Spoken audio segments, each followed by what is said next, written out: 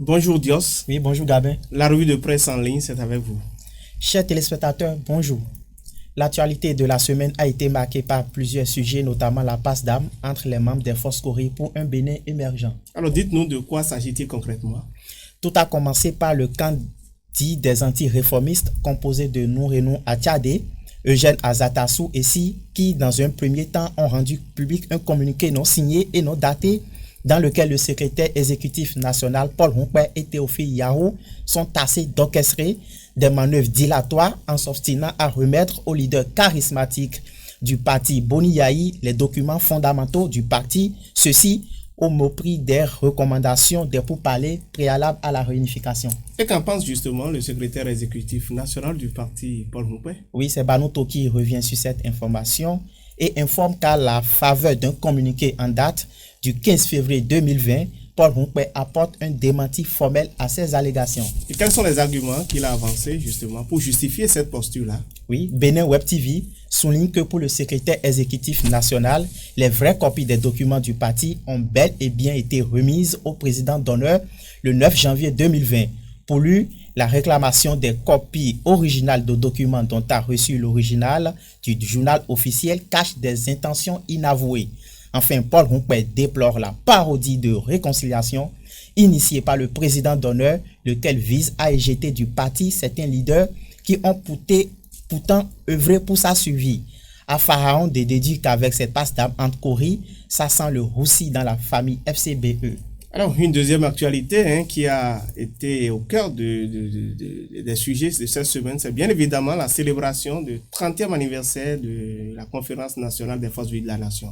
Oui, en ce qui concerne la célébration du 30e anniversaire de la Conférence nationale, Pharaon, l'événement précis, la nation et autres, souligne que Patrice Talon, lors d'un entretien à la presse, fait l'état des lieux.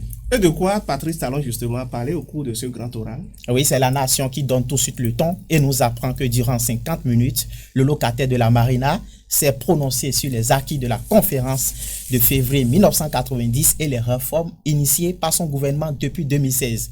Avec une assurance totale, les pharaons fait savoir que Patrice Talon a abordé au prime abord la conférence nationale des forces vives de la nation de 90 qui constitue pour lui le fait majeur de notre pays après l'indépendance. Pour le chef de l'État, la conférence nationale de 90 est la renaissance de notre espérance de développement. Malheureusement, souligne l'événement précis, 30 ans après la conférence de 90, le Bénin peine à décoller, a fait remarquer le président de la République. Et qu'a dit le chef de l'État sur la question des libertés publiques, collectives et individuelles? Oui, sur cette question, Pharaon écrit que le président de la République, Patrice Talon, a relevé le caractère calomnieux de ces allégations. Les libertés ne sont pas compromises, certaines peut-être, a déclaré Patrice Talon avant d'ajouter que le Bénin est un pays moderne, démocratique et donc point de recul de liberté. Parlant des réformes initiées par son gouvernement, le chef de l'État s'est accentué sur la réforme du système partisan, la réforme institutionnelle et politique. Oui, la lutte contre la corruption également a été l'un des sujets abordés au cours de cette émission. Dites-nous, Dios Chacha, qu'est-ce que le chef de l'État dit sur cette actualité, sur ce sujet-là? Oui, cette question n'a pas été occultée par l'actuel locataire de la Marina. Sur cet aspect, précise l'événement précis, Patrice Talon a une nouvelle fois affirmé que cette lutte n'est pas orientée. Elle n'est point sélective, elle relève d'une volonté d'une bonne gouvernance. Merci. Alors, merci Dios Chacha, c'était tout pour ce que vous avez prévu nous dire cette semaine sur ce que les différentes presses en ligne ont relayé sur l'actualité sociopolitique nationale. Merci et excellent week-end à vous. Merci Gabi. La presse nationale a fait son show gras cette semaine. Vous l'avez abordé au cours de votre revue de presse en ligne tout à l'heure. Le Bénin célèbre cette année ses 30 ans d'expérience démocratique. Que reste-t-il fondamentalement aujourd'hui des acquis de cet événement historique? 3 décennies après les assises du PLM à Léo. C'est le thème de notre entretien de la semaine. Dr Laurent Delors Faton est notre invité. On le retrouve juste derrière cette page publicitaire.